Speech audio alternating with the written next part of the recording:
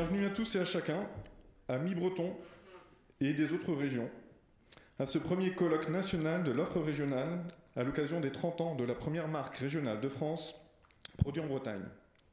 Rien que le titre, c'est déjà long.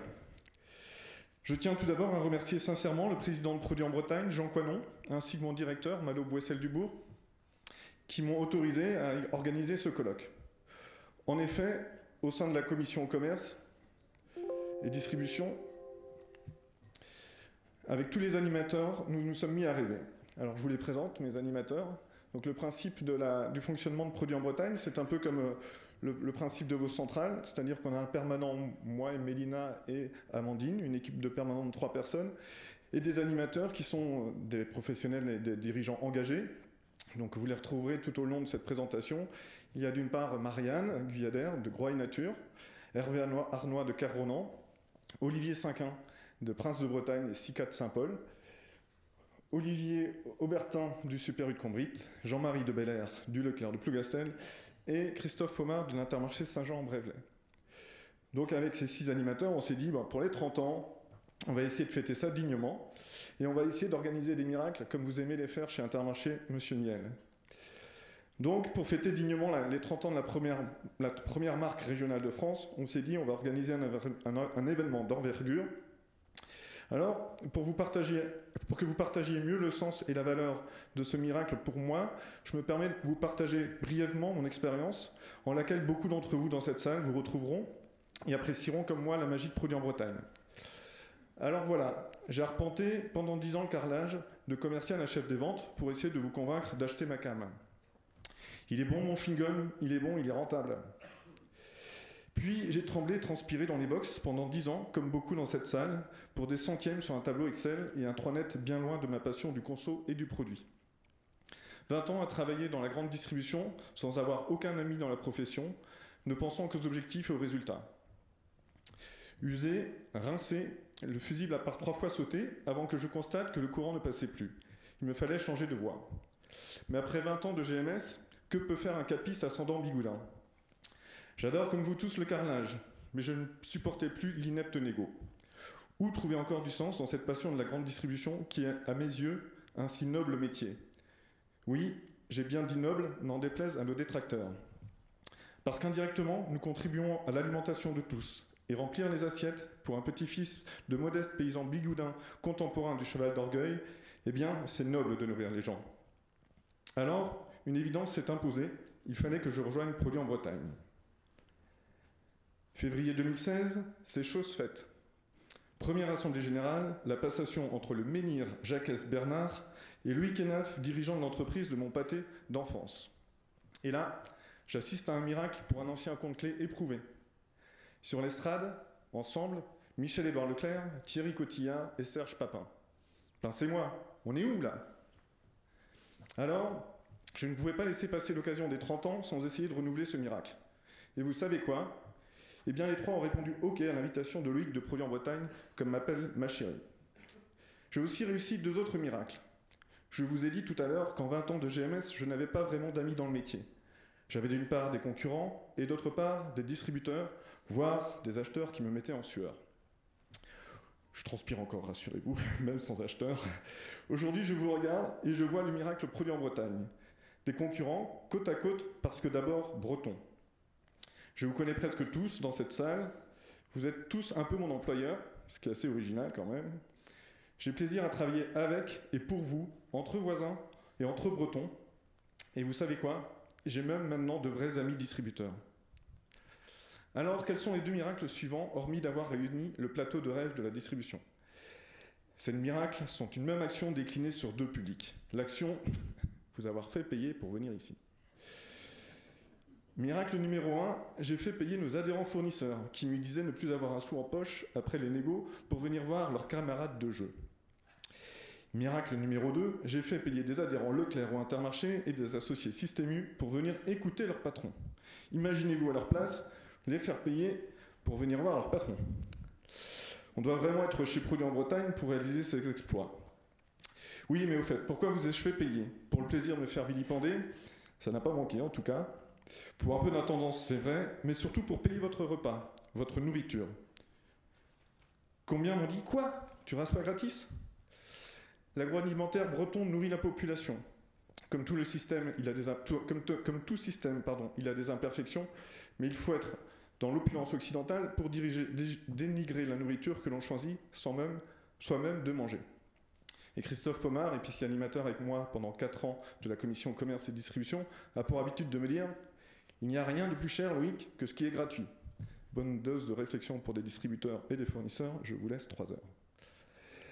Plus sérieusement, alors que nous allons parler d'une ère de la guerre de la Bretagne, des agriculteurs, des pêcheurs, des industriels agroalimentaires, ce qui représente 60% du CA de vos magasins, nous raserions gratis, niant toute valeur à ce qui nous fait vivre, l'alimentation. Ce serait comme cracher dans l'assiette, vous ne trouvez pas? Et cela ne ressemble pas au bon sens breton et à notre éducation respectueuse de la main qui nous nourrit. Alors, nous allons parler de cette alimentation, socle incontournable de notre pyramide de Maslow, pendant toute cette matinée autour du thème « Produits régionaux et souveraineté alimentaire, un enjeu collectif ». Nous allons l'aborder en 3 temps. Temps numéro 1, Philippe Gutzmann, ici présent, spécialiste de la grande distribution et de l'offre régionale, instigateur de la démarche Faire Mieux, va nous présenter une vision macroéconomique de la consommation des produits locaux et de ses enjeux. Dans un second temps, nous repartagerons la formidable aventure collective Produits en Bretagne qui fête ses 30 ans, mais veut rester longtemps encore un réseau éclaireur. Enfin, nous passerons la parole aux champions de la distribution, ou, comme le dit Dominique Schelcher à l'occasion du retour aux affaires de Thierry Cotillard, non pas les 3 mousquetaires, ce serait un petit peu trop, mais le trio des indépendants, pour partager ensemble leur vision de l'avenir de l'offre régionale et de la souveraineté française en grande distribution. Notre trio d'indépendants bretons prendra rapidement la parole pour se présenter à vous, puisque sans eux, nos 3 indépendants bretons, cet rassemblement n'aurait pu avoir lieu. Ensuite, nous partagerons quelques pistes pour passer des intentions aux actes en linéaire. Dernier temps, avant de vous laisser enfin vous rassasier de nos délicieux produits bretons, nous profiterons de l'occasion pour plébisciter l'innovation alimentaire bretonne avec la remise des prix de la meilleure nouveauté 2023, Produits en Bretagne. Avant une conclusion par notre directeur, Jean Coinon, notre président, pardon, de Produits en Bretagne, Jean Coinon. Voilà le programme, vous savez tout. J'ai réussi à transpirer même en dehors d'un box. Ça va être ton tour, Philippe. J'espère que vous êtes bien installés, car dans un instant, ça va commencer. Si Philippe, tu veux bien monter avec nous.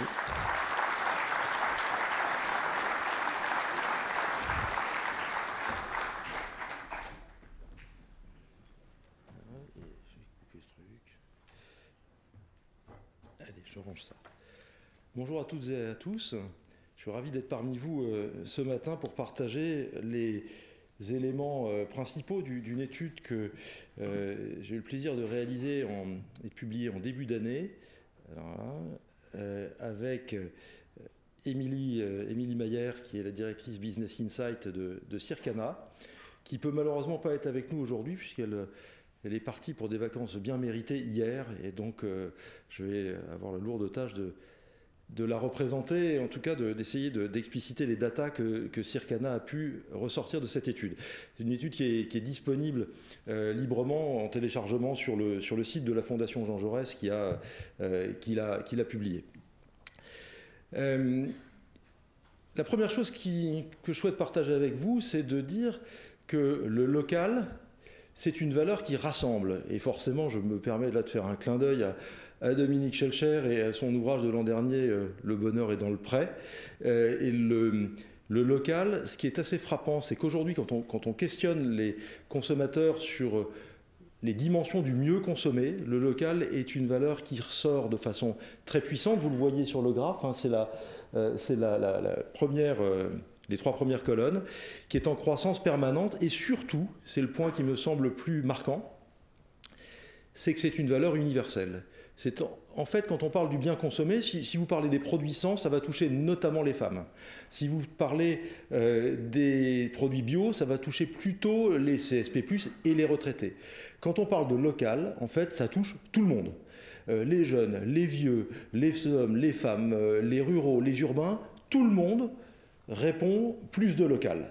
C'est donc un levier je dirais, de convergence et de vivre ensemble qui est important. On parle beaucoup, je parle moi beaucoup de la fragmentation de la société, les gens qui ont des aspirations différentes. Et bien sur le local, les consommateurs se retrouvent. Donc c'est un levier très important, je pense, pour la distribution notamment, d'appuyer sur cette valeur. Le deuxième élément, et cette carte ici va forcément questionner, Loïc me challenge toujours là-dessus, c'est de voir comment se compose et comment est perçu le local par les consommateurs. Alors attendez, il y a une petite animation. Le Circana a fait un travail extrêmement intéressant en partant, comme ils le font toujours, des données sorties-caisse. C'est-à-dire, vous savez, ils sont branchés sur les sorties-caisse des magasins. Et en analysant la consommation, c'est-à-dire les catégories qui sont plus consommées dans une région qu'une autre, les marques, etc., ils ont essayé de redessiner une carte de France. Par exemple, on sait tous intuitivement qu'on va manger plus de fromage de chèvre à Poitiers et plus de pâtes pressées cuites à Annecy, c'est évident. Mais en partant de ces données-là, ils ont redessiné la carte de France. Et vous voyez sur cette carte des éléments, alors c'est les traits qui sont en plus épais, vous allez voir les principales régionalités qui ressortent en premier rang. Une moitié, enfin on dirait un quart sud, les zones rouges et orangées. Vous avez, donc c'est, je dirais, la cuisine à l'huile d'olive par rapport à la cuisine au beurre, c'est tout simplement ça, ou la Languedoc et la Languedoc qu'on retrouve. Vous avez un pavé est autour du Lyonnais, de la Savoie, de la Franche-Comté. Vous avez l'Alsace, vous avez le Nord qui ressort fort, et vous avez la Bretagne. Qui ressort de façon très forte avec des typicités très marquées. Et au milieu, sur les bleus, par extension, on dira que c'est un grand bassin parisien, mais un grand centre de la France qui a des consommations qui sont un peu plus homogènes. Cette carte, je vais venir à la Bretagne, elle fait apparaître quelque chose de façon très marquée déjà, c'est que les découpages qui ressortent ne ressemblent pas, ou de façon très rare, à la carte administrative du pays. C'est-à-dire, hormis la Normandie qui est quasiment pile-poil sur la carte administrative actuelle, vous avez des dessins qui transcendent pas mal les régions telles qu'elles sont administrativement construites aujourd'hui. Et si vous regardez plus dans le détail, même les départements. Et c'est vrai qu'en France, on a construit des départements et des régions d'une façon très administrative. C'est des décisions d'en haut. Les départements, c'était à la Révolution. Les régions, il y a eu plusieurs décisions récentes, enfin 62 pour les régions qu'on a connues pendant une cinquantaine d'années et 2014 pour les regroupements que vous connaissez. Donc c'est des décisions très centralisées en fait. Et vous, ce que fait apparaître cette carte, c'est d'une part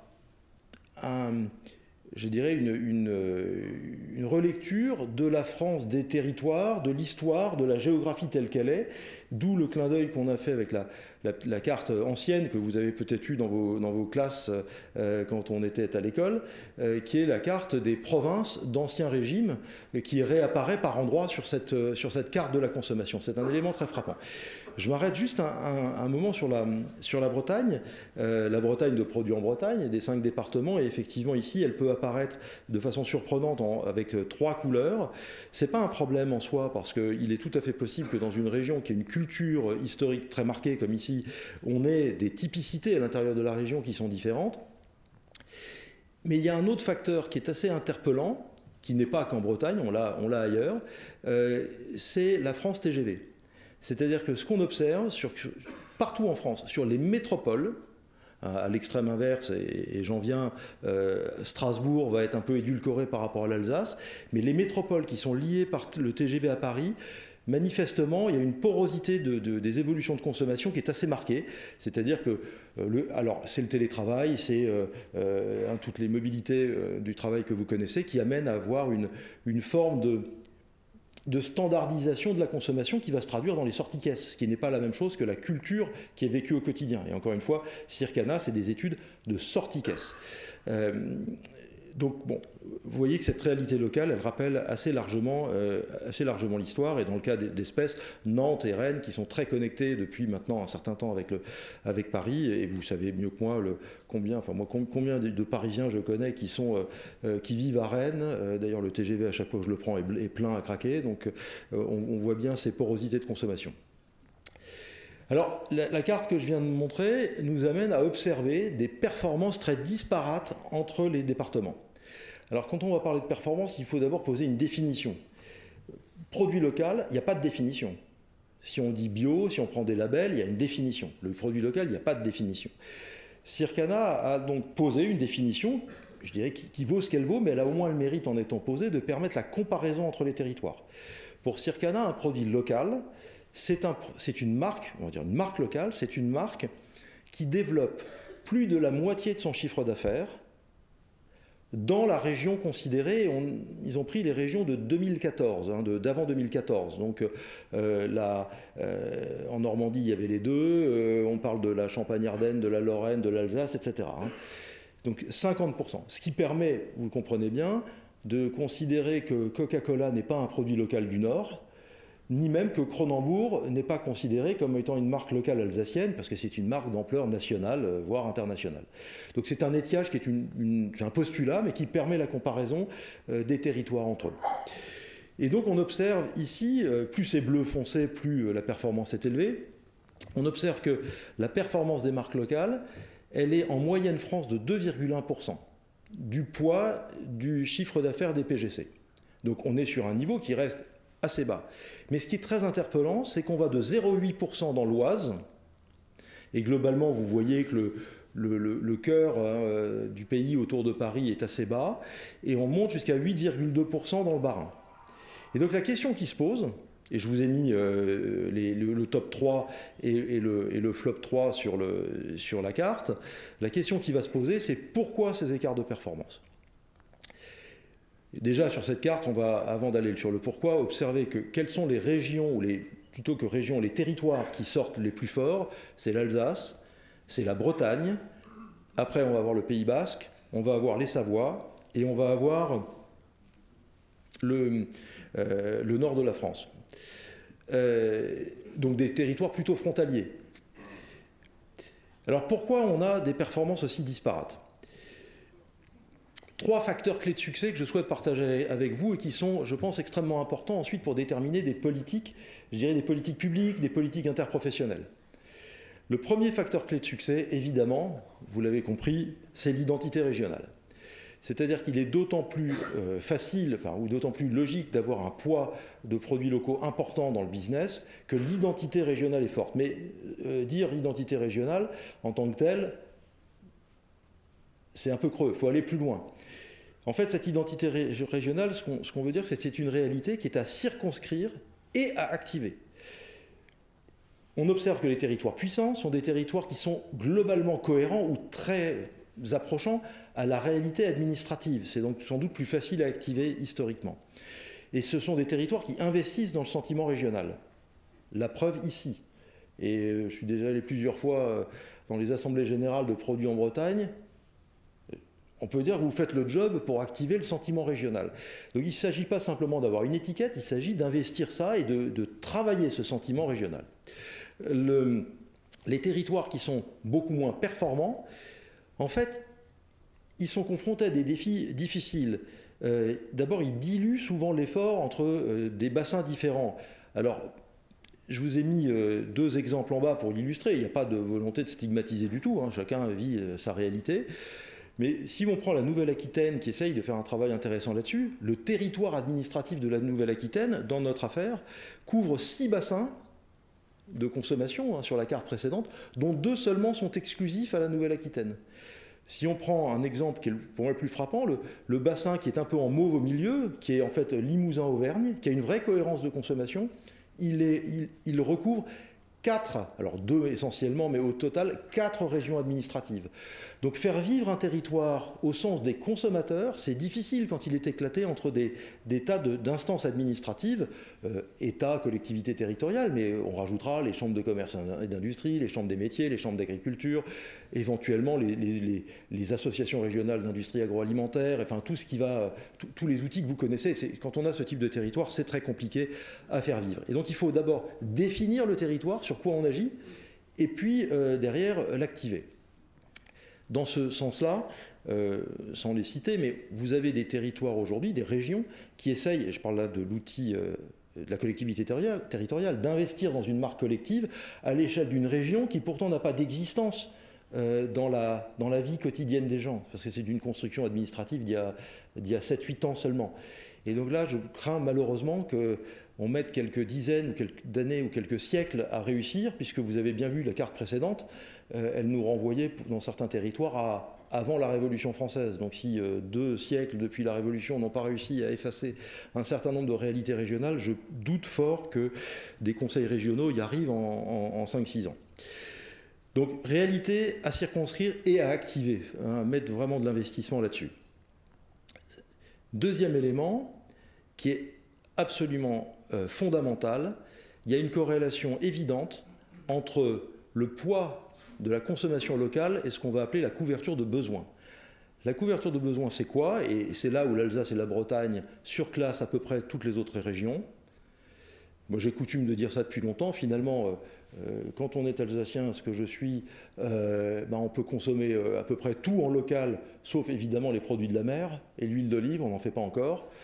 Et en Bretagne, on peut consommer, à ma connaissance, à peu près tout, sauf le vin, mais avec le réchauffement climatique, ça va peut-être venir, ou alors ça commence peut-être, je ne sais pas, mais vous avez à peu près tout. Et en fait, vous voyez bien que quand on est en Alsace ou en Bretagne, on a quasiment 50% des catégories sur lesquelles il y a une réponse locale. Et c'est un des leviers. Vous avez là en vertical évidemment le poids et en horizontal le nombre de catégories. Il faut savoir qu'il y a des régions, des départements dans lesquels il y a des catégories surconsommées et il n'y a pas de réponse industrielle locale. C'est assez frappant. Donc il y a beaucoup d'endroits où il y a du potentiel. Ici, on remplit plutôt bien le potentiel, mais on n'est quand même qu'à 50% dans, encore une fois, le mode de calcul que propose Circana. Donc c'est pour dire qu'on a beau être, chez les Bretons, chez les Alsaciens notamment, performants, on en a encore sous la pédale en travaillant la couverture de besoins. Et pourquoi c'est important la couverture de besoins ? J'observe, j'interviens souvent dans différentes régions et quand je discute avec notamment des pouvoirs publics et collectivités territoriales, le réflexe des politiques, quand on parle de produits locaux, ils pensent immédiatement agriculture. J'en reparlerai après. Je pense que c'est une erreur de raisonnement grave parce que personne ne consomme de produits agricoles à part des fruits et légumes. Nous consommons toujours des produits qui sont transformés par l'outil industriel. Et vous avez beaucoup de régions où ils mettent de l'argent, ils investissent dans l'agriculture alors qu'il n'y a pas d'outil industriel pour transformer.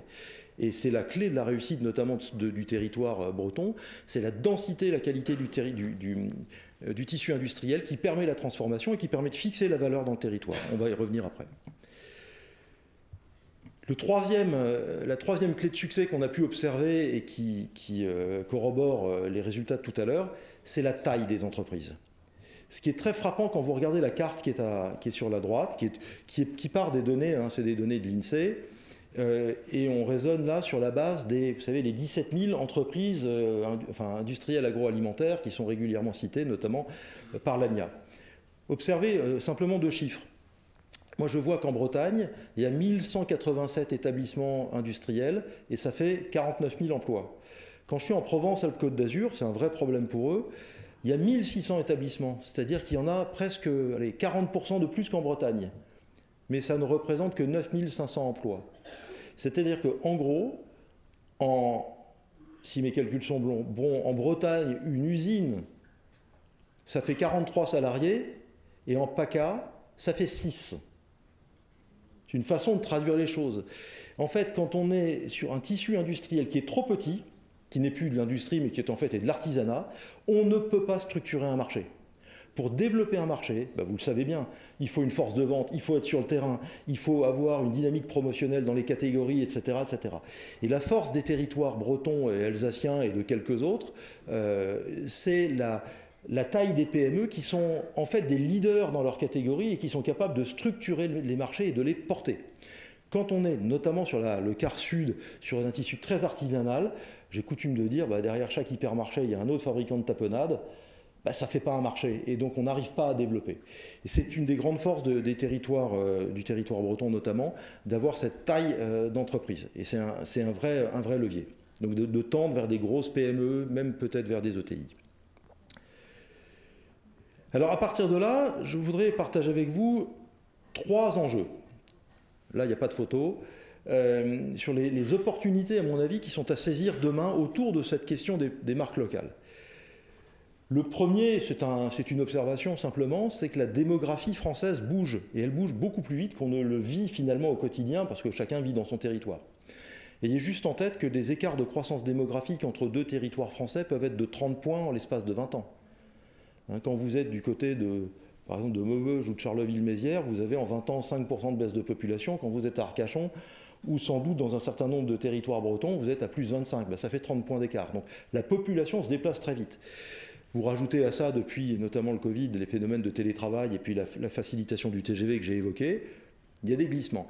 Et en fait, quand j'observe la carte qu'on a vue tout à l'heure, les territoires qui sous-consomment aujourd'hui des marques locales sont plutôt des territoires en déprise démographique. Et les territoires qui sont en développement démographique sont plutôt des territoires, plutôt vers l'ouest notamment, qui ont des poids de marques locales relativement élevés. Donc mécaniquement, on aura une opportunité de développement. Le deuxième élément, qui est peut-être plus long terme, mais à mon avis très structurant, et puis on voit bien qu'il y a des phénomènes conjoncturels, ça bouge dans tous les sens, mais je crois qu'on peut tous être d'accord pour dire que l'énergie va coûter durablement plus cher pour des raisons de transition écologique, évidemment. Et cette énergie plus chère, elle va également tout simplement augmenter le poids et le coût du transport dans la valeur ajoutée des produits dans les années qui viennent. Et donc le fait de relocaliser la production ou d'avoir des productions plus locales va permettre de minorer ce coût de transport. Je connais quelques très grands industriels internationaux qui aujourd'hui ont 1 ou 2 usines en France et qui réfléchissent à en mettre plus pour avoir des plus petites unités de production, mais réduire le coût du transport, notamment quand on distribue des produits de faible densité financière. Donc il y a, si vous voulez, le fait d'avoir un ancrage local est sans doute un levier d'amélioration de la performance durablement autour de cette question de l'énergie. Et puis, je reconclurai là-dessus, la fin du catalogue papier. Alors, il n'est pas fini complètement, mais enfin, on sait tous que ça va se réduire pour des raisons de coûts et réglementaires, etc., etc.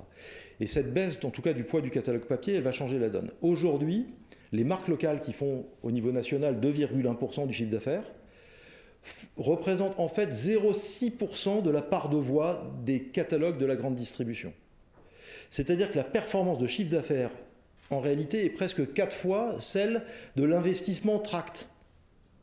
À partir du moment où les tracts, je dirais, se réduisent, on a une opportunité. Pourquoi ? Parce qu'un tract papier, c'est un des vecteurs en 25 ans, moi j'ai bientôt 30 ans de distribution, qui a amené la centralisation de l'offre et la nationalisation de l'offre.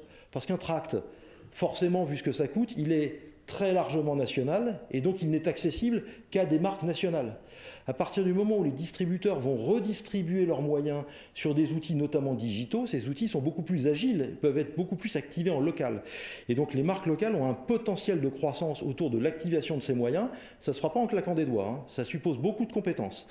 Mais il y a un potentiel. Alors que je pense qu'aucune marque locale ou quasiment ne peut accéder à un tract du mois Carrefour, des 25 jours Auchan, etc., etc., pour des raisons évidentes et d'intérêt commercial. C'est inutile d'aller être diffusé à Nice ou à Lille quand on est un produit très local breton. Donc 3 grandes opportunités à saisir. Et à partir de là, il y a 3 leviers d'action. Et en 3 directions. On va parler de la distrib, on va parler des industries, on va parler des institutions. Je vais démarrer par la distribution. Je commence toujours, moi, par le client. J'essaye de raisonner de la fourchette à la fourche et pas l'inverse. Décentraliser le retail. Décentraliser le retail, alors on va avoir sur scène les 3 dirigeants de 3 enseignes d'indépendants. Alors que la décentralisation, forcément, ça leur parle. Ils ont toujours lutté contre la centralisation, donc je dirais que c'est presque dans les gènes. Ce qu'il faut comprendre, c'est que quand je me positionne, notamment en Bretagne et en Alsace, on va prendre les meilleurs, on a jusqu'à 8% de l'offre qui échappe au raisonnement national. J'ai dirigé dans une grande enseigne tout le catégorie management. Quand on a 0,8 ou 2% du local, de local, finalement, on fait son offre nationale, on ne s'occupe pas du local, ils vont le rajouter à la fin. Et ça va, on peut vivre comme ça.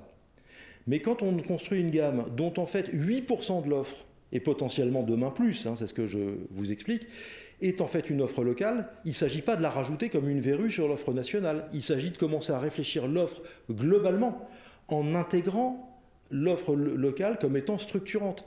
Et pour connaître, alors moins la Bretagne, je vous prie de m'en excuser, mais très bien la partie alsacienne, il y a des catégories en Alsace où le produit local, il fait 25% de part de marché. Donc c'est illusoire d'imaginer que depuis Rungis, Bondoufle, Ivry, Villeneuve-d'Ascq ou Massy-Palaiseau, on peut concevoir de façon pertinente une offre sur beaucoup de catégories en ignorant le local, en considérant que c'est les régions qui vont s'en occuper. Il faut inverser, à mon sens, le paradigme. Et donc il faut partir des bassins de consommation tels que je vous les ai évoqués. C'est pour moi très important. Je vous ai remis la carte que Circana a produite, mais juste en clin d'œil de deux enseignes que vous reconnaîtrez. Alors je ne le mets pas sur la slide, mais vous reconnaîtrez, d'une part, c'est Leclerc, et elle a peut-être bougé d'ailleurs, et d'autre part, c'est Carrefour. Et c'est normal, les organisations, les structures régionales nécessaires, logistiques des enseignes, ne collent pas du tout non plus à la carte des bassins. Et l'écueil, ce serait pour moi de dire qu'à l'intérieur d'une SCA, à l'intérieur d'une direction régionale, de Carrefour ou d'Auchan, on essaye de concevoir une offre régionale qui n'a pas plus de réalité de terrain que les offres nationales que j'ai pu évoquer avant.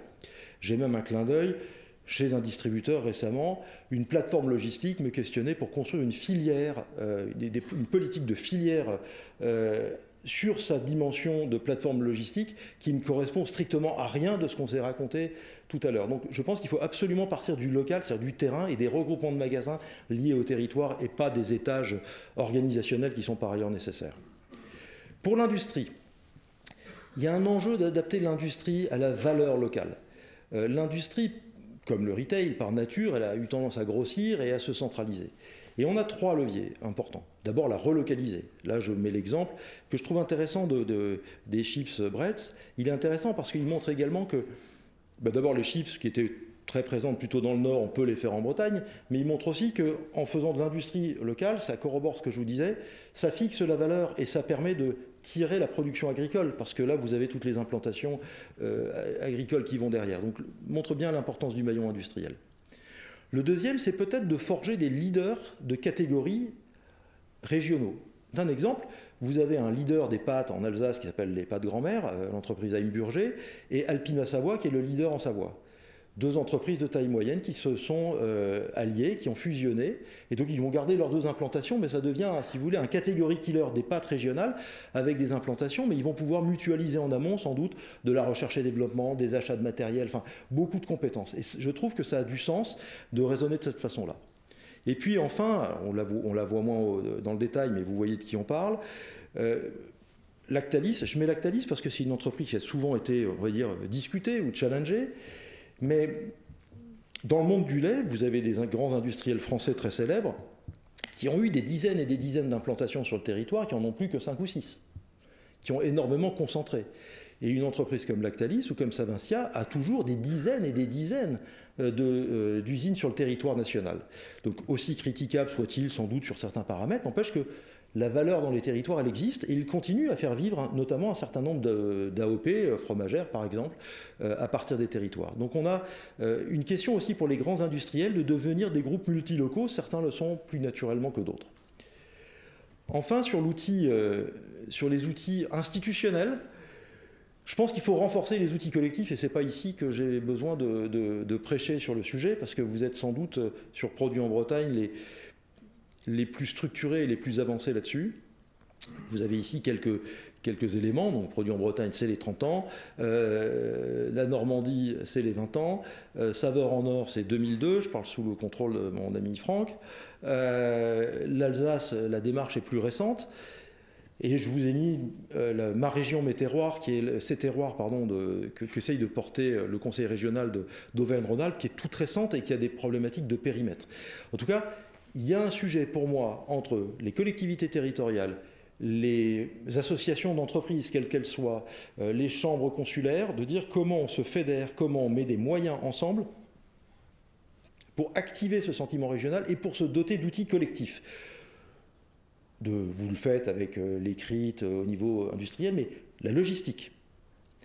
Pour améliorer la performance du local, il faudra massifier la logistique, donc collaborer à plusieurs. Aujourd'hui, vous avez des outils qui se développent autour de ça, des plateformes. Moi, j'en accompagne une qui s'appelle Nectargo, il y en a d'autres qui s'appellent Strime, je crois, ou Keops. Il y a un certain nombre d'outils qui existent, qui permettent de porter ou de simplifier la logistique. Vous avez, je l'ai dit avant sur la pub, probablement à travailler ensemble pour améliorer la compétence que vous avez sur la pub digitale. Vous pouvez également mutualiser des forces de vente. Dans le Nord, il y a quelques années, de mémoire, c'était Verquin, la Chicorée-Leroux et j'ai oublié le troisième, je crois que c'était les Cafés Méo, qui ont décidé de mutualiser des forces de vente pour améliorer leur performance en local. Donc, tous les outils collectifs que vous pourrez fédérer entre vous ou sous l'égide de structures de type Produits en Bretagne ou autres pourront être utiles pour vous permettre d'améliorer la performance. Voilà, pour conclure, en reprenant cette carte des performances, vous redire, je crois moi, très profondément cette nécessité de la décentralisation et du principe de subsidiarité. Il faut partir du terrain et remonter, et pas l'inverse. Saisissez absolument l'opportunité de la fin du tract.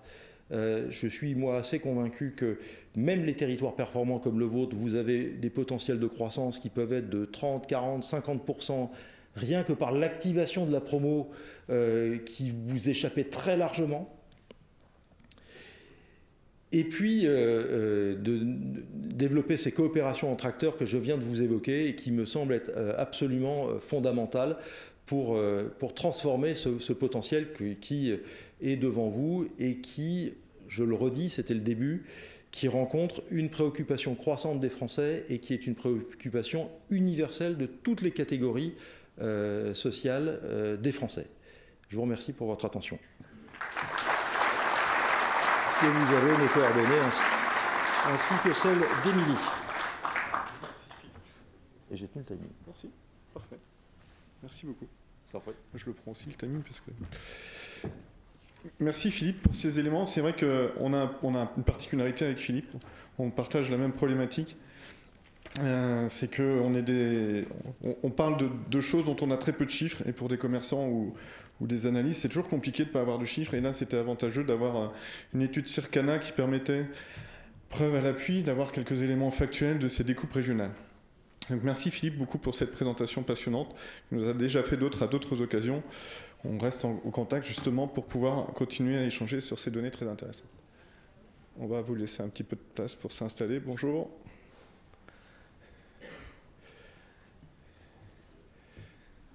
Hop. Alors, Philippe, comme tu l'as mis en exergue, nous allons maintenant nous attarder sur le cas qui nous intéresse tout particulièrement, la Bretagne, bien sûr. Alors, je vous invite d'abord à prendre un peu de hauteur. Déjà, vue du ciel, la Bretagne semble être le centre du monde. Étonnant. Descendons peu à peu, découvrir cet isthme à l'ouest de l'Europe, tourné vers l'Atlantique. La Bretagne, que nous avons tous au cœur, est une terre de caractère.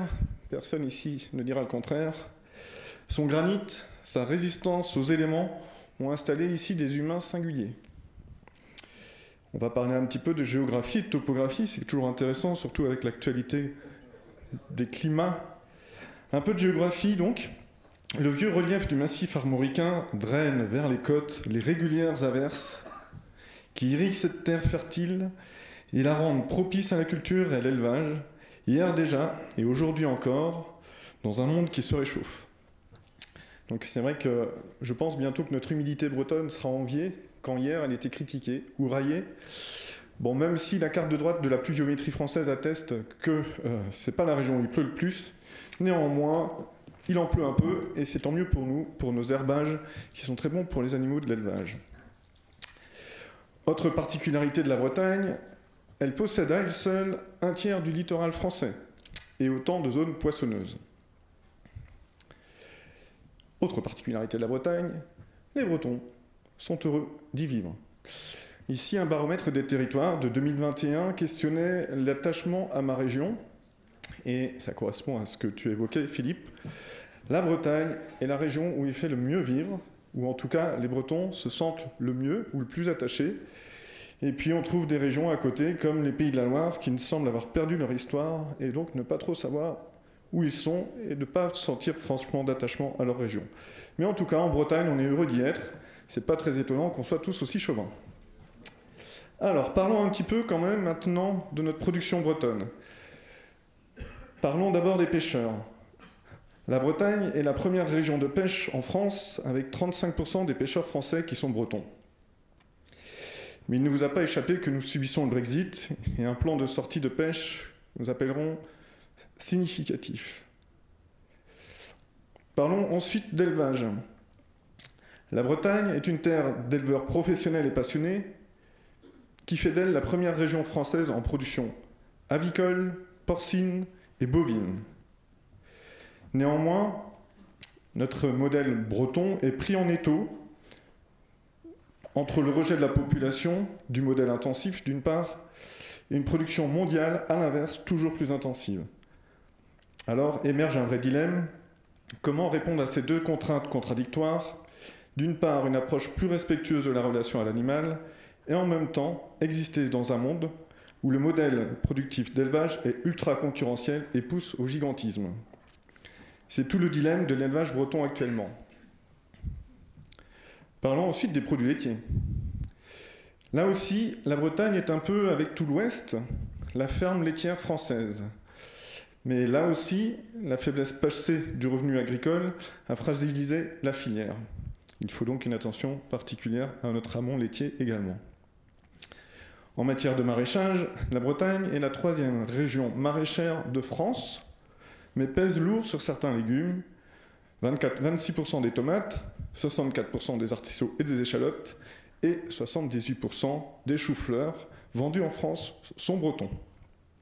Là aussi, avec une concurrence vers des pays comme l'Espagne, qui est très rude, notamment sur les tarifs évidemment. Bref, vous l'aurez compris, la Bretagne est terre nourricière et c'est là l'un des métiers les plus généreux. Produire pour nourrir les autres. Je reprends la slide de Philippe tout à l'heure en l'inversant un petit peu. C'est la même, mais sauf que lui, il avait mis en exergue les ronds et moi, je mets en exergue les carrés.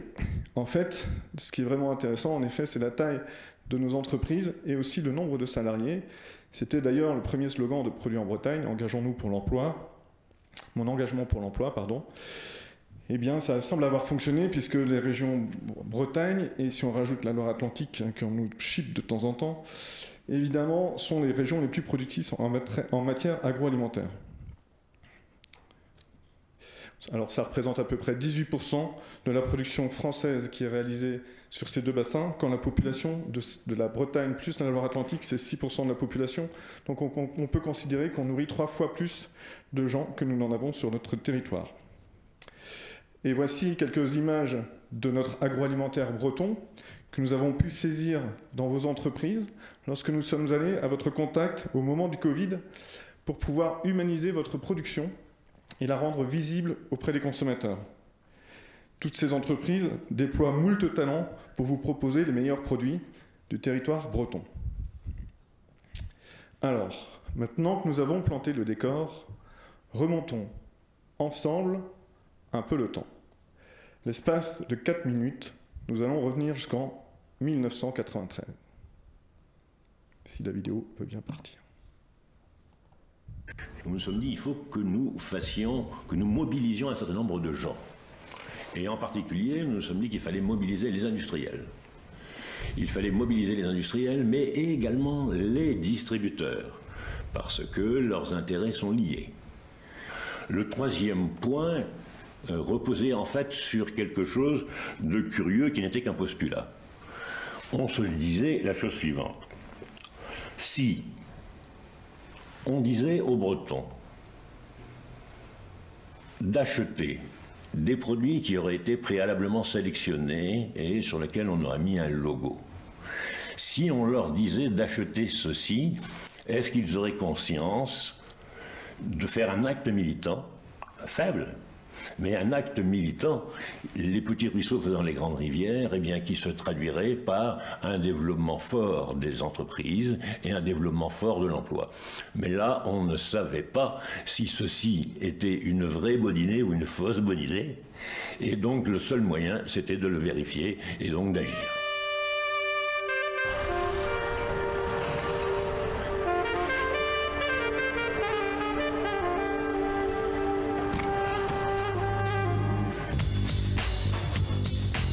Bientôt apparaissent dans les rayons des grandes surfaces des produits arborant le petit macaron jaune et bleu. Un logo simple, facile à mémoriser, associant les 5 départements bretons et le phare, symbole à la fois de l'ancrage, du dynamisme et du rayonnement de la Bretagne. Auprès des consommateurs et de la grande distribution, le succès est immédiat. Au début, on a commencé simplement avec un groupe restreint de producteurs et puis un seul distributeur, Leclerc. Donc je dirais que là, c'était facile. Ce qui a été le plus difficile et ce que je trouve le plus extraordinaire, c'est que, et c'est un cas unique en France, il y a tous les distributeurs qui sont réunis dans un même collège et qui se font concurrence, et c'est pas forcément de manière très douce toute la semaine, et puis au nom de l'intérêt supérieur de la région, qui acceptent de bosser ensemble régulièrement, et ça dure depuis des années et des années. Je suis toujours émerveillé. Je voudrais rendre hommage à mes concurrents qui ont su envoyer des gens de qualité, suffisamment diplomates, et qui ont perçu l'intérêt supérieur dont je parlais, pour oublier toutes leurs querelles. Et donc je voudrais les en remercier. Avec Produits en Bretagne, le consommateur découvre qu'un produit n'est pas seulement un nom ou un prix. À travers ce logo, il découvre qu'il est fabriqué quelque part, qu'il est de qualité, qu'il a une histoire, une culture. Et moi j'aime aussi les produits fabriqués en Bretagne. C'est ça aussi. Je les achète pas parce que, c'est parce que je les aime aussi. Je trouve que ce sont des bons produits. Le succès commercial rencontré auprès des consommateurs a suscité une adhésion forte des entreprises bretonnes. Aujourd'hui, le logo est présent sur 2300 produits, alimentaires aussi bien que culturels. Tous sont fabriqués ou transformés ici par plus de 200 entreprises. Petites, moyennes ou grandes, elles représentent plus de 100 000 emplois dans les secteurs industriels, de services, de distribution, de culture et création, d'ingénierie et d'équipement. Avec Produits en Bretagne, les entreprises ont gagné. Elles ont gagné des parts de marché, mais plus que cela, Produits en Bretagne les a confortées dans leurs idées et leurs projets d'avenir. Voilà donc un petit film qui retrace la genèse de l'histoire de Produits en Bretagne, qui date donc de 1993. Nous fêtons donc nos 30 ans. Ce film a été réalisé à l'occasion des 20 ans de l'association. Donc, à la genèse se pose la question de la Bretagne, évidemment, dans ses découpes. Et en effet, je vous ai remis les découpes administratives, les dernières redécoupes administratives de la Bretagne, enfin des régions de France plutôt, pardon. Et à droite, la Bretagne qui nous semble le plus cohérent chez Produits en Bretagne et qui intègre donc le château des Ducs de Bretagne. L'année dernière, nous faisions notre assemblée générale au Palais des Congrès à Palais des Congrès à Nantes, pardon, et nous étions réappropriés le château la veille au soir pour un before festif. C'était un bon moment et on était sous l'œil d'une tour, la plus grande tour nantaise qui s'appelle étonnamment la Tour de Bretagne. Donc qu'importe les découpes administratives, notre Bretagne de cœur est une Bretagne à 5 départements et sur ce périmètre de jeu que va s'étaler Produits en Bretagne. D'ailleurs, j'anime la délégation 44, donc j'aurais du mal à dire le contraire. Et en effet, comme le montrait aussi Philippe, en effet, les découpes des différentes régions, les découpes logistiques, ne s'adaptent pas forcément non plus à cette découpe des consommateurs bretons en tout cas. Néanmoins, peu importe, l'idée lancée est telle la boule de neige, elle ne cesse de grossir. Les consommateurs militants sont au rendez-vous. L'offre s'accroît. En 30 ans, plus de 160 entreprises s'y sont ralliées. Celles qui ont fait Produits en Bretagne, celles qui ont grandi avec Produits en Bretagne, vous tous dans cette salle. 30 ans plus tard, où en sommes-nous? Quelles sont les ventes des produits porteurs du logo Produits en Bretagne? Pour le savoir, nous avons mené une enquête, une étude sous les ventes des produits porteurs du logo avec Nielsen IQ, dont je vous partage les résultats. Donc c'est la 3e édition de ce baromètre. Donc ça fait 7 ans que j'œuvre pour Produits en Bretagne et les 2 premières années, je ne savais pas de quoi je parlais, j'avais aucun chiffre à l'appui. Et donc on a lancé ces études qui nous permettent de voir un petit peu de quoi on parle.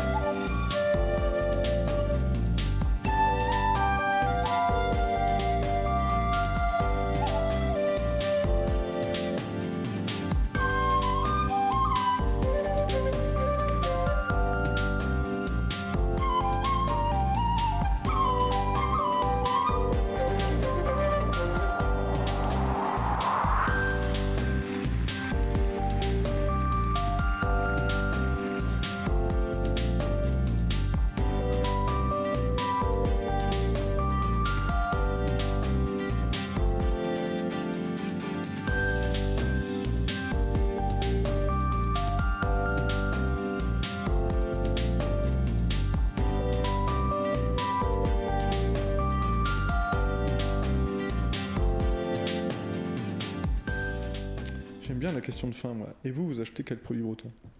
Forcément. Le déroulé étant un petit peu rapide, on va s'arrêter sur quelques-uns de ces chiffres. Donc, le premier, c'est le nombre de produits porteurs du logo produit en Bretagne. Donc, il est de 4000, répartis entre 2000 produits sur la RHD et 2000 produits sur la GMS. Et ces 2000 produits, ces 4000 produits au total, sont portés par 160 entreprises agroalimentaires bretonnes, dont une vingtaine d'UB agro-mousquetaires. Autre chiffre qui allait assez vite, mais c'est 360 millions d'UVC vendus. Alors, on parlait tout à l'heure de la population bretonne, c'est 4,8 millions d'habitants, de Bretons. Si tous les Bretons mangeaient ces 360 millions d'UVC, ils en mangeraient 75 par an. Comme ce sont souvent des produits à multiparts, ça les nourrirait largement toute l'année. Voilà pour un petit indicateur de référence pour se souvenir de ce chiffre de 360 millions, 75 produits par Breton par an. Et ensuite, un chiffre d'affaires de 933 millions d'euros, qui est un chiffre d'affaires comparable à quelques entreprises nationales. Et avec l'inflation, nous atteindrons sûrement le milliard. Enfin, nous avons sûrement atteint le milliard, puisque cette étude date de septembre, en fait. Ensuite, nous avons une répartition des ventes qui sont pas majoritairement en Bretagne, étonnamment. Évidemment, la région Bretagne est la région en densité avec 34% où l'on vend le plus de produits bretons, mais grâce à nos intervenants nationaux, mais aussi aux MDD porteuses du logo produit en Bretagne, une nouvelle fois par exemple les UB agro-mousquetaires sur certains de leurs produits, nous réalisons 66% des ventes de produits en Bretagne en dehors de nos frontières. Ce qui fait, mais peut-être que vous le savez déjà, peut-être que quelqu'un vous l'a déjà dit, c'est la première région, donc avec une part de marché de 4,7% en Bretagne. Mais plus que tous ces chiffres, ce qui est intéressant, c'est de voir comment se portent les produits porteurs du logo en temps de crise. Donc là, l'étude, comme je vous le disais, elle date de septembre. Il serait intéressant de la réactualiser avec le phénomène inflation, évidemment. Mais déjà, en septembre, les ventes des produits locaux porteurs du logo produit en Bretagne, continuaient à augmenter de 1,1%, quand tout leur marché était orienté à la baisse de 0,8%. Ce qui tend à confirmer l'intérêt des consommateurs pour ces produits et la bonne santé du local en Bretagne, mais même en dehors, puisque ces chiffres sont des chiffres nationaux. Alors nous allons vous parler maintenant du tract produit en Bretagne. Alors aujourd'hui, l'offre bretonne est telle que chaque enseigne réalise son propre prospectus breton. Mais il n'en a pas toujours été ainsi. Il y a 19 ans, grâce à Intermarché qui l'a initié, mais aussi à vous tous, distributeurs et magasins de toutes les enseignes, est apparu l'OVNI breton produit en Bretagne. L'OVNI pour objet vendeur non identifié. On regarde de quoi on parle. Je vais mettre un peu de rythme parce que je vous sens endormi.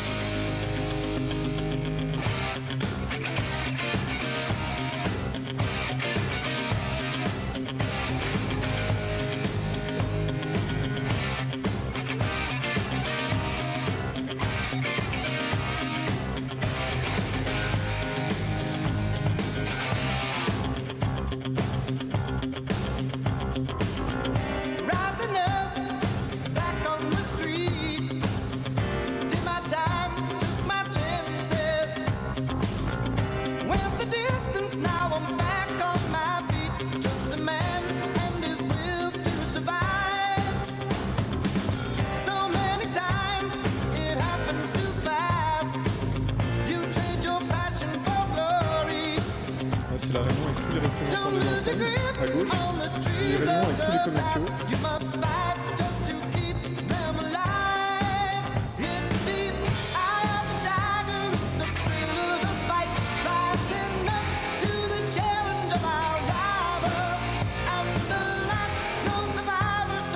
On intervient avec tous les intervenants régionaux par rapport à nos supports de communication. Tous les imprimeurs sont mis à sollicitation Notre logistique est organisée par Leroy Logistique à Quimperlé.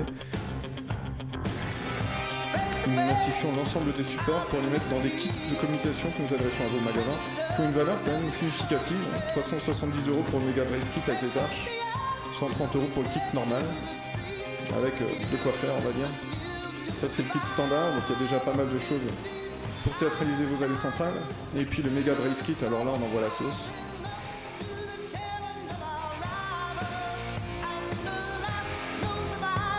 On a une communication omnicanal, pas seulement en magasin mais aussi en digital, en presse quotidienne régionale.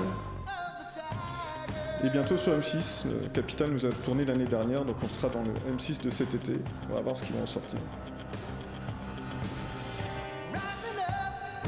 Tout ça permet de mailler le territoire breton avec plus de 340 magasins qui suivent le prospectus, des commerciaux impliqués dans toutes les enseignes, de beaux drapeaux bretons.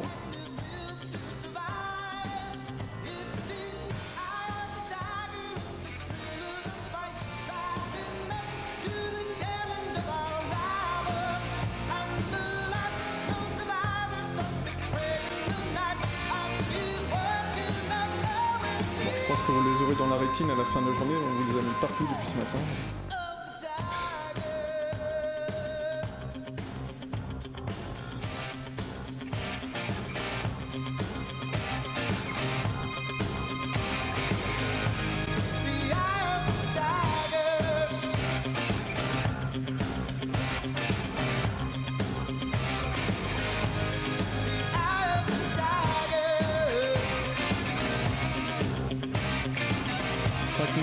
C'est la cible pour cette année.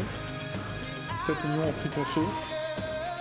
85 commerciaux d'entreprises mobilisés, déployés dans plus de 300 magasins en Bretagne.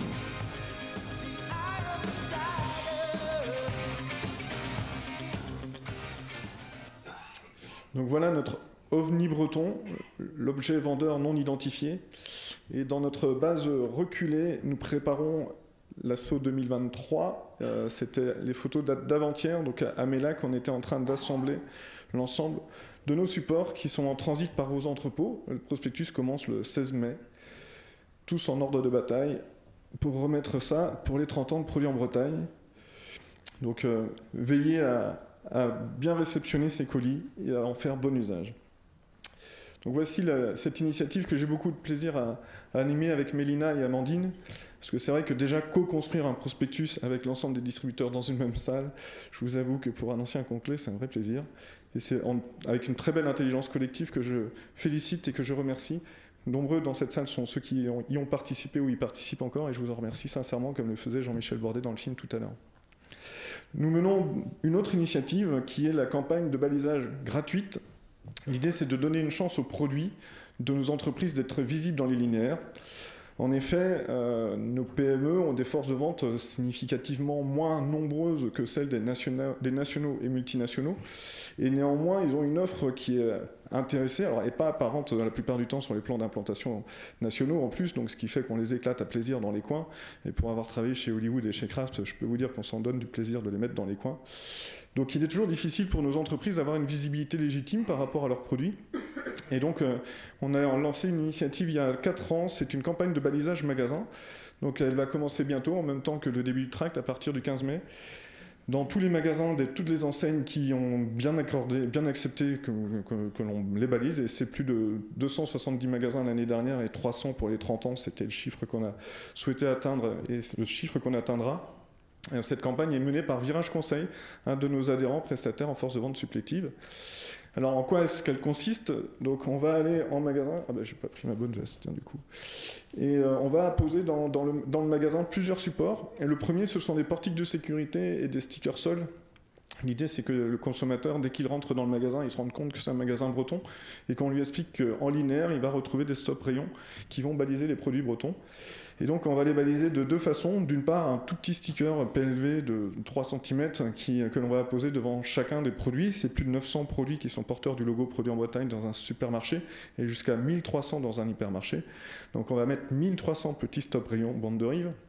Et puis en plus, on a réalisé une campagne de shooting photo encore une fois, dans nos entreprises, où on a été prendre nos producteurs en situation dans leur environnement professionnel, et on en a créé une campagne de communication de plus de 90 supports que l'on met à disposition également des magasins et qui démultiplie la visibilité de nos producteurs, avec au dos un QR code qui renvoie vers un site internet, par exemple, pour pouvoir retrouver un peu plus d'informations sur chacun de ces producteurs. Donc voilà un petit peu ce stop rayon en format 9x9 adapté à tout support, avec évidemment des outils de cliquage et autres qui permettent de les installer sur tous les linéaires. Et donc qui reprend quelques informations significatives intéressantes pour le consommateur. D'une part, la domiciliation de l'entreprise, le nombre de salariés et le produit phare, on va dire, plus ce QR code dont je vous ai parlé. Donc on a beaucoup de plaisir à travailler avec les merchandiseurs de l'équipe Virage Conseil qui travaillent avec nous depuis 3 ans, 4 ans. Et j'ai tenu à vous les présenter parce que ce sont vraiment des gens admirables, on va dire. Donc les marchandiseurs, pour bien les connaître, sont très régulièrement avec vos équipes, très matinalement dans les magasins. Et je peux vous dire que ces 5-là ont un plaisir particulier et gourmand au mois de mai de se retrouver tous ensemble. On a un petit groupe WhatsApp et puis on échange. Et donc chacun d'entre eux va se répartir sur un département et aller à la chasse au stickage. Et ce qui est intéressant, c'est que tous les soirs, ils font le bilan de la journée et ils nous montrent le produit qu'ils ont trouvé et que les autres n'ont pas trouvé. Donc c'est vraiment une chasse à l'œuf pour eux, donc dans les magasins bretons, pendant 1 mois et demi. Et donc c'est vraiment des gens qui sont impliqués, qui font ça très consciencieusement, parce qu'il faut passer dans tous les rayons. Donc c'est un petit peu fastidieux. Si vos équipes devaient le faire, il y aurait peut-être des rayons qui seraient oubliés ou qui seraient moins intéressés par le balisage. Là, on a des gens qui se sentent vraiment concernés, mobilisés. Donc merci à Didier, Pascal, Manuela, Laure et Carole, de leur fidélité aussi, puisqu'ils recommenceront cette année à venir dans vos linéaires. Donc ça commence dans 15 jours, là aussi. Donc réservez-leur le meilleur accueil. Nous avons aussi cette année lancé une initiative un petit peu nouvelle. Justement, on faisait des animations dans les magasins à l'occasion de ces journées du tract. Et jusqu'ici, on le faisait avec des jeunes des BTS et UT Action Co. Et sensibilisés par la difficulté du renouvellement de notre population agricole, nous avons souhaité offrir une opportunité aux jeunes en études dans les milieux agricoles, mais aussi de la pêche, d'aller à la rencontre du grand public sous l'égide de Produits en Bretagne. Alors non pas pour vendre les produits en Bretagne, ils sont déjà sur une opération Produits en Bretagne avec un petit peu de balisage qui permet d'identifier que c'est bien une offre bretonne, mais l'idée c'est plutôt de leur offrir l'occasion d'aller au contact du grand public, parce qu'il y a un paradoxe dans la perception des choses. D'une part, vous avez des Français qui, malgré le média bashing de l'agriculture, ont plutôt une bonne perception, eux, de leurs agriculteurs. Ils aiment les produits de leur région et ils sont 9 à 10 à avoir plutôt une opinion favorable des agriculteurs. Sauf que ce n'est pas forcément la perception qu'en ont les agriculteurs. Ils se sentent juste moins valorisés et ils sont 6 sur 10 à avoir une bonne opinion de la façon dont les gens les perçoivent. Donc on voit là qu'il y a un déséquilibre entre l'intention et la perception. Et donc l'idée de Produits en Bretagne, c'était de leur offrir une occasion, sous une égide consensuelle, on va dire, d'échanger ensemble pour pouvoir justement rétablir cet équilibre. Et donc nous avons lancé une initiative agro-agri-pêcheurs fiers avec nos animateurs de la commission commerce et distribution, que je vous laisse découvrir en images. Je suis Hervé, agriculteur à Roron. Marianne, je dirige la conserverie Groix et Nature sur l'île de Groix. Olivier, directeur de la SICA à Saint-Paul-de-Léon. Je suis Christophe, épicier mousquetaire à Saint-Jean-de-Révelay.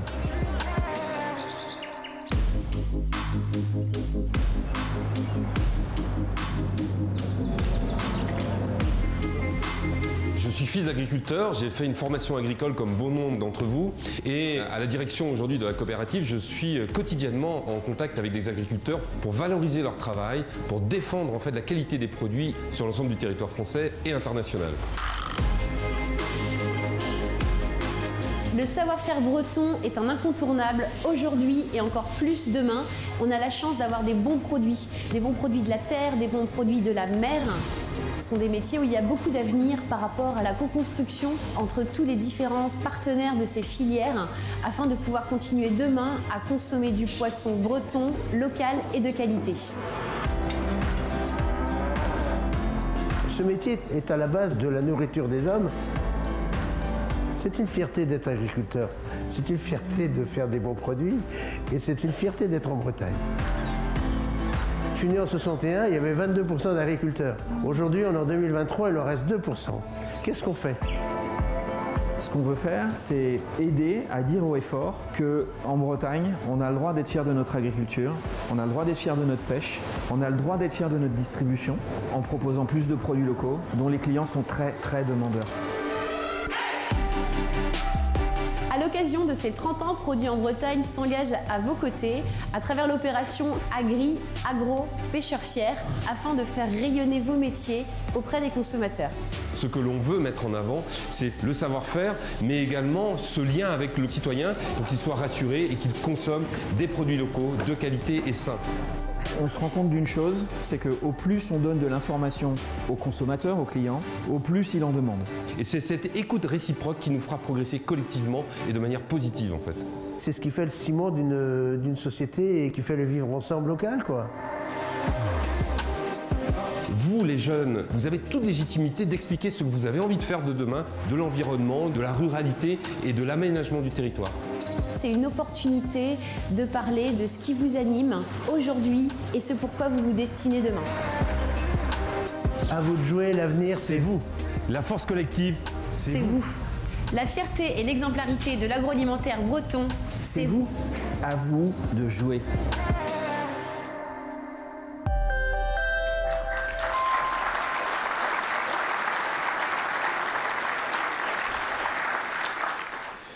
En effet, il était important de donner un visage à nos animateurs de la commission, parce que pour moi, c'était vraiment 4 personnes d'autorité, on va dire, qui ont une vraie légitimité à leur périmètre pour pouvoir parler de leur métier. Donc on a à la fois Hervé Arnois, agriculteur, transformateur laitier, et ses fameux yaourts Carronan, Olivier Cinquin, prince de Bretagne, évidemment, de la CICA de Saint-Paul, Marianne Guyader, et puis Christophe, de Groix et Nature, pardon, et puis Christophe Pomard, épicier à Saint-Jean-en-Brévelay, comme il aime à se décrire. Donc on a là 4 personnes d'engagement. C'est vrai que notre filière est parfois décriée, mal comprise, parce qu'aujourd'hui on ne sait plus d'où viennent les produits que l'on retrouve dans notre assiette. Donc il est facile de critiquer un système, mais en fait la réalité c'est qu'on a surtout autour de ce projet beaucoup de gens de bonne volonté, qui sont des travailleurs laborieux et qui le font avec intensité, avec sincérité. Et donc si aucun système n'est parfait, ils sont tous perfectibles, et on a peut-être été dans certains excès un petit peu d'enthousiasme, en effet, on va le dire, c'est vrai. Il y a peut-être certaines choses à rectifier. L'enthousiasme mondial, pour autant, est parfois encore bien plus fort que le nôtre. Pour autant, donc, nous, on pense qu'il y a un avenir pour l'agriculture bretonne de demain, et que l'avenir, ce sont les jeunes, et que les jeunes, on va leur donner carte blanche, ils sont suffisamment matures aujourd'hui, s'ils s'engagent dans ces métiers, eh ben, ils en feront quelque chose de plus cohérent, et plus en réponse aux attentes des consommateurs de demain. Donc voilà, c'est l'occasion de les amener en magasin sous une égide constructive, et de leur donner une occasion de rencontrer le grand public pour évoluer ensemble. Dernier point que l'on essaie de mener aussi à l'initiative de Marianne, parce qu'on a toujours une ambition de sortir un peu de nos frontières. Nous, Bretons, on est beau être chauvin, on aime bien aussi porter notre drapeau en dehors de nos frontières des 5 départements. Donc on l'a réussi via l'export, parce qu'on a un Breton de Trébeurdin qui s'appelle Gaëtan Fèvre, qui habite dans la Roure et qui s'est mis en tête avec détermination, ne dites pas qu'il est têtu, dites bien qu'il est déterminé, de vendre des produits bretons aux Allemands. Et là, actuellement, il y a des produits bretons avec le phare Produits en Bretagne jusque dans les magasins de Berlin et de Hambourg. Donc la Bretagne a fait le grand saut et est passée outre-Rhin. Donc on a vu également que beaucoup de nos entreprises sont des acteurs au niveau national, mais il y a encore une opportunité justement de développer les offres et les ventes des produits bretons en créant un réel temps fort régional. Produits en Bretagne, au même titre qu'on peut avoir un Nouvel An asiatique ou encore des œufs de Pâques. Pourquoi pas créer un temps fort breton? Alors entre l'intention et la transformation, il y a quand même des complexités aujourd'hui. Et Franck, qui est là avec Auchan, avec qui on en discute, on en est forcément très conscient. L'idée, c'est d'essayer de simplifier ces nœuds logistiques, cet imbroglio de distribution de nos produits. Et on va le mener sous 2 formes. Et notamment, on a créé une structure grossiste pour réaliser un test dans 5 magasins de la région parisienne, avec l'idée de simplifier l'ensemble des démarches, donc en massifiant le référencement, un seul compte client à ouvrir, en massifiant la logistique, un seul camion à ouvrir sur le quai, une seule facturation et un déploiement avec la PLV produit en Bretagne. Donc on commence à tester ce modèle. Là, c'est la tour Montparnasse. Il nous a semblé légitime de commencer par le début en descendant au pied du train. Et donc voilà, on a été au contact des premiers magasins et des consommateurs. Les consommateurs ont plutôt bien répondu à ce modèle. Donc c'est déjà une bonne chose que les produits rencontrent leur public. Maintenant, il faut continuer à renforcer les modalités et puis trouver du temps dans les magasins. Et c'est pas forcément ce qui est le plus facile aujourd'hui parce qu'il y a déjà un flux des enseignes qui est significatif et puis aussi une main-d'œuvre qui manque parfois. Donc on va plutôt à l'essentiel plutôt qu'à l'additionnel. Et également, trouver du temps avec les centrales d'achat et les acheteurs de plusieurs marchés pour travailler ensemble main dans la main sur une offre bretonne que l'on proposerait à l'instant T. C'est le test que l'on est en train de mener avec Auchan pour septembre, pour le bassin atlantique et pour peut-être le bassin parisien, en essayant de massifier cette offre. Donc évidemment, on a besoin, comme en Bretagne, de la bonne volonté de tous pour réussir à passer ce cap. Donc en conclusion, si on devait relever 4 leviers de croissance des produits bretons de demain, le premier ne vous étonnera pas vraiment par rapport à l'introduction que j'ai pu vous faire. Et c'est un levier de perception parce que je sais que la réalité des négociations régionales n'est pas la réalité des négociations nationales, mais néanmoins, même en région, il nous donne quelques sueurs. Donc c'est vrai qu'on souhaiterait, mais même si, encore une fois, vous êtes plutôt dans cette démarche de co-construction justement, une approche PME constructive dans les négos, évidemment, dans l'approche informatique, puisqu'aujourd'hui, avec l'ensemble des contraintes informatiques, c'est très lourd pour le PME qui doit recruter un informaticien dès qu'il a 3 produits à vendre. Donc une approche informatique peut-être un peu ajustée ou allégée pour les PME. Une approche contractuelle aussi, alors moi qui ai signé des contrats de 30 pages, non pas que pour ma maison, aussi pour mon employeur, là à un moment donné on a vraiment du mal, il faudrait un service juridique, donc quand on est une PME de 3 personnes, un service juridique c'est un petit peu compliqué, donc si on pouvait trouver un contrat un peu plus simple qui nous permette de mieux nous comprendre, ça serait que mieux. Une approche logistique, c'est vrai qu'on a eu l'occasion à notre réunion de rentrée de septembre de visiter par exemple le méga entrepôt Intermarché à Vitré, qui est un entrepôt de tri-température sur frais secs, avec 230 000 emplacements palettes par exemple, 300 000 mini-bacs qui se déplacent tout seuls avec les produits. C'est sûr qu'on comprend mieux les contraintes de carton, qu'il faut être sur des cartons homogènes, mais aussi les difficultés de gérer les petits flux entrants. Donc il va falloir quand même trouver une porte pour avoir une logistique qui intègre aussi les leviers régionaux. Et puis une promotion, Philippe en a parlé, c'est vrai qu'il y a une opportunité parce que les prospectus tombent. Il faut l'accompagner et sans forcément chercher la guerre des prix comme on le fait dans le tract produit en Bretagne. Notre tract, c'est un tract de promotion des produits, de mise en avant du savoir-faire breton et pas forcément de guerre des prix. Donc voilà quelques leviers assez simples à activer, du bon sens de négociation, mais sur lequel on peut travailler en co-construction tous ensemble. La deuxième chose, c'est d'accepter le balisage gratuit. Je vous l'ai dit 10 fois qu'il était gratuit. Sur les magasins bretons, on en a à peu près 300 qui nous accompagnent sur cette campagne de balisage. On a encore un potentiel d'une centaine de magasins à qui on pourrait gratuitement proposer de baliser les produits bretons. C'est quelque chose d'homogène, c'est pas invasif, c'est pas un sapin de Noël et c'est gratuit, je crois que je l'ai déjà dit. Mais et ça permet en tout cas d'aller au contact du consommateur. Et puis, si vous nous accompagnez, là c'est le Leclerc de Quimper de Didier qui a mis de méga affiches dans son allée centrale. N'hésitez pas à valoriser ainsi l'ensemble de vos producteurs locaux. Il va falloir le réactualiser avec le nouveau logo, désolé, mais c'est déjà, si tous les magasins avaient ce type d'affiches, c'est parfait. C'est vrai que ça donne de la visibilité à nos producteurs. Ensuite, je vous invite, au moment de vos implantations, à penser à créer une brèche au milieu des linéaires. Alors, une brèche, c'est plutôt au milieu, en fait, parce que ce que va vous proposer les plans nationaux, c'est une brèche au bout, en fait. Ça s'appelle une zone froide et ça s'appelle un endroit où personne ne vous voit. Une brèche, franchement, c'est au milieu, en fait. Donc, si vous pouvez prévoir une petite brèche avec un petit peu de théâtralisation, on en a à votre disposition. Ça sécurise l'emplacement. Comme ça, vous dites aux nationaux, non, là, ça ne fait pas partie du linéaire global. Tu comptes tous les autres éléments linéaires, mais tu ne comptes pas celui-là. Et là, vous sécurisez un petit peu l'achat breton, vous facilitez le repérage par vos consommateurs et vous continuez à développer les ventes des entreprises qui emploient dans votre bassin et qui sont vos consommateurs. Et ensuite, si vous pouvez en effet accompagner le droit à l'expérimentation, on aime bien ça les Bretons, on est des explorateurs. Donc si vous pouvez nous accompagner dans ce droit à l'expérimentation en sortant de nos bases et en nous donnant l'équivalent temps acheteur, on va dire à peu près, c'est un petit peu ça l'idée, pour nous aider justement petit à petit, on ne va pas pouvoir couvrir le national d'un coup, si déjà on fait un bassin au niveau d'une SCA ou d'un bassin régional, c'est très bien. Menez quelques tests et puis on sera au rendez-vous pour vous accompagner avec les entreprises qui sont volontaires pour sortir aussi de nos frontières. Et continuer à participer à la souveraineté alimentaire française, qui va être le sujet de notre table ronde à venir. Voilà, j'en ai fini sur cette présentation de produits en Bretagne. Je vous remercie à nouveau pour votre attention. Je vais solliciter 3 personnes sur scène pour, avant de recevoir notre table ronde que vous attendez tous. Mais cette table ronde n'aurait pas pu, s'il vous plaît, si vous pouvez venir avec moi, messieurs.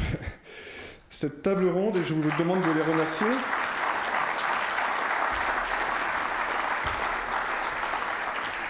Alors, maintenant, il est d'usage de dire qu'on a un trio des indépendants nationaux. Et bien, nous aussi, on a le nôtre. Voilà, comme ça. Et le nôtre, il est pas mal du tout non plus. Là, j'ai vraiment des amis à vous présenter. C'est à la fois Christophe, donc épicier à Saint-Jean-Brévelège, Jean-Marie, adhérent au Leclerc Plougastel de Hellas. Vous ne pouvez pas le louper. Quand vous passez sur la 4 voies au moment du prospectus, c'est là que ça se passe. Et à Super U de Combrit, c'est un très bel endroit pour passer vos vacances et déguster nos superbes langoustines qu'on a vues à l'écran tout à l'heure, mais aussi rencontrer Olivier dans ses rayons parce qu'il est tout le temps et partager avec lui le plaisir des bons produits. Je vous donne la parole un petit peu sur votre ressenti, votre vécu produit en Bretagne. Et puis encore une fois, un grand merci d'être à mes côtés, d'être à nos côtés pour accompagner cette démarche. Écoutez, c'est un plaisir en tant que passionné du territoire breton, comme vous autres collègues et également clients. Ce qu'on souhaite, c'est effectivement développer cette économie. Donc moi, ce qu'on attend de vous, évidemment, vous qui êtes dans la salle, vous êtes persuadés de la force et du plus des produits bretons. Après, il faut réussir à convaincre l'ensemble de vos collègues d'émerger encore plus dans nos rayons. Et c'est vrai que quand on a 20 000 références dans un commerce, c'est toujours un petit peu difficile de repérer les produits bretons. Donc voilà, il y a quelques outils. Loïc vous les a bien présentés. Donc faites de la publicité, mettez-les en avant et faisons émerger notre offre bretonne. Tu es animateur de... Et je suis animateur de la commission Industrie-Commerce pour le collège distributeur au sein de Produits en Bretagne depuis bientôt 4 ans. Donc Jean-Marie de Belair, moi je suis administrateur et trésorier de l'association. Donc j'avais prévu de vous parler du catalogue, mais Loïc a été très bavard, il a déjà tout expliqué. Le catalogue démarre le 16 mai. Donc c'est le fruit d'un travail, comme l'avait expliqué Jean-Michel Bordet. C'est un travail extraordinaire fait par des acheteurs des 3 enseignes. Et il y a un gros travail de sélection pour mettre en avant le meilleur des productions de l'agroalimentaire régional. Ce catalogue démarre le 16 mai. Il y a 142 produits qui représentent à peu près 60 industriels. C'est un rendez-vous très très fort pour Produits en Bretagne parce que c'est vraiment un moment où on met tous nos produits en avant, en vitrine. Et je voulais insister aussi sur un autre catalogue que j'ai apporté. J'ai ressorti ça de mes archives. C'est un catalogue de 2020. 2020, Covid oblige, on a été obligé de supprimer l'impression du catalogue parce qu'on ne pouvait pas le distribuer. On s'est adapté. Alors, en tant que trésorier, je me suis dit c'est une bonne affaire, on va faire des économies, mais pas du tout parce que derrière, on a décidé de réinvestir fortement dans la PLV et cette PLV, on se rend compte que finalement, elle est très efficace. Elle est très efficace si les magasins savent bien l'utiliser, théâtraliser les opérations. Et on s'est rendu compte, nous, en Scarmore, que l'année dernière, déjà, depuis 2020, on n'a pas baissé en vente, malgré le fait que depuis, on a arrêté le prospectus. On bon, je dirais un petit temps d'avance en produits Bretagne là-dessus. Et l'année dernière, en Scarmore, on a surperformé en vente pendant cette opération-là, uniquement parce que la plupart des magasins avaient réussi à mobiliser l'allée centrale, à bien utiliser la PLV, et je crois que ça suffit par rapport à la mise en avant pour accrocher nos clients. Et bravo à tous les distributeurs, hein, parce que c'est un rendez-vous. Il y a 80 hypermarchés qui le mettent en avant, il y a 250 supermarchés, il y a une centaine de magasins de proximité, et pendant 15 jours, c'est la fête. Hein. C'est autour de la Saint-Yves, qui est le 19 mai, si je ne me trompe pas. Donc, c'est la fête de la Bretagne. Continuons, et n'oubliez pas, ça démarre le 16 mai. Et il n'y a pas que les distributeurs qui se mobilisent, hein. Il y a aussi l'agroalimentaire, puisque pour la mise en place, les forces de vente sont mutualisées. Et ça aussi, c'est quand même extraordinaire. C'est-à-dire que les forces de vente sont mobilisées, et que lorsque une ne peut pas y aller, c'est une autre qui y va pour donner un coup de main, pour monter l'opération, pour la mettre en valeur. Donc je dis bravo à tout le monde. Et c'est sans prix en plus. Sans prix. Christophe, à vous.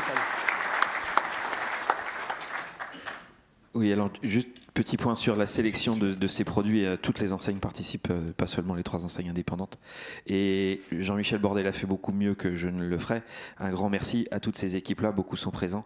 Un grand merci pour à la fois la qualité du travail et sur le fond, et sur la forme, l'état d'esprit.